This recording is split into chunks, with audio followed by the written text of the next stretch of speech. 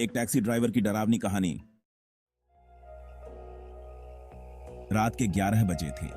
राकेश, एक अनुभवी taxi driver, अपनी आखिरी राइड के लिए तैयार हो रहा था। उसे रोज की तरह ही आज भी कुछ अतिरिक्त पैसे कमाने थे ताकि वह अपने परिवार की जरूरतों को पूरा कर सके।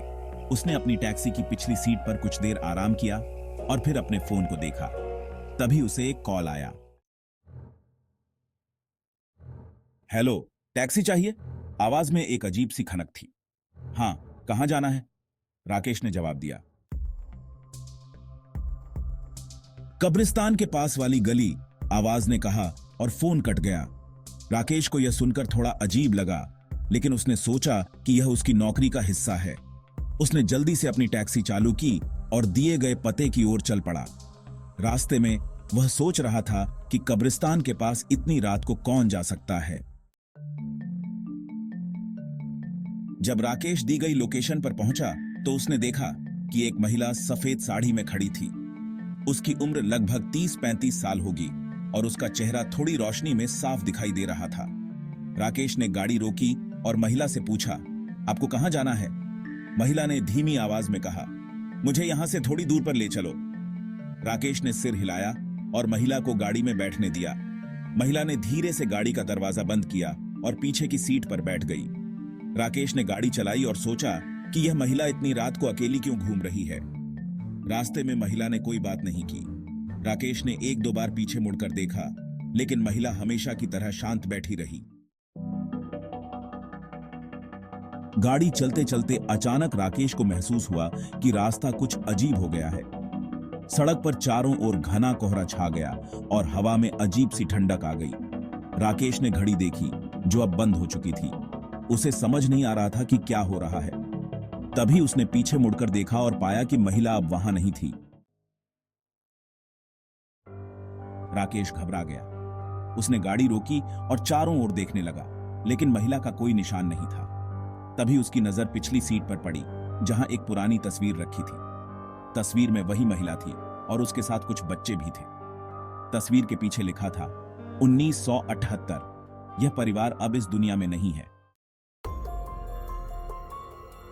राकेश की सांसें तेज हो गईं। वह तुरंत गाड़ी से बाहर निकला और चारों ओर देखने लगा। तभी उसे एक धीमी आवाज सुनाई दी, राकेश, मदद करो। राकेश ने अपनी टॉर्च जलाकर देखा तो पाया कि एक पुराना मकान वहां खड़ा था। वह मकान बुरी तरह से टूटा फूटा था और उसे देखकर ही राकेश को डर लगने लगा। लेकिन आवाज की दिशा में उसने हिम्मत जुटाई और उस मकान की ओर बढ़ा। मकान के अंदर घुसते ही राकेश को एक अजीब सी गंध महसूस हुई। हर कोने में धूल जमी थी और हर जगह मकड़ी के जाले थे। उसने आवाज को फिर से सुना और इस बार वह एक कमरे से आ रही थी।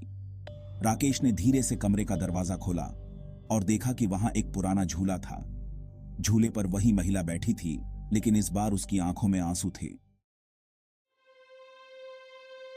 महिला ने धीरे से कहा, मेरा नाम सीमा है। मेरी और मेरे बच्चों की यहां हत्या हो गई थी। मेरी आत्मा अब भी यहां फंसी हुई है। कोई मुझे इस दुनिया से मुक्ति दिला सकता है। राकेश को समझ में नहीं आ रहा था कि वह क्या करे। उसने हिम्मत करके कहा, मैं कैसे मदद कर सकता हूं? सीमा ने कहा, तुम्हें मेरे परिवार की शांति के लिए यहां प्रार्थना करनी होगी। हमें मुक्ति दिलाओ। राकेश ने हिम्मत जुटाई और वहां प्रार्थना करने लगा। उसने अपने दिल से प्रार्थना की और अचानक उसे महसूस हुआ कि कमरे में रोशनी बढ़ने लगी है। सीमा और उसके बच्चों की आत्माएं धीरे धीरे गायब होने लगी और कमरे में शांति छा गई। राकेश ने एक गहरी सांस ली और मकान से बाहर निकला। उसने महसूस किया कि अब रात का अंधेरा धीरे धीरे खत्म हो रहा था और सूरज की किरणें उभरने लगी थी। उसने वापस अपनी टैक्सी में बैठकर गाड़ी चालू की और वहां से निकल पड़ा। उस रात के बाद राकेश ने फिर कभी उस रास्ते पर गाड़ी नहीं चलाई, लेकिन उसे हमेशा याद रहेगा कि उसने एक भटकी हुई आत्मा को मुक्ति दिलाने में मदद की थी।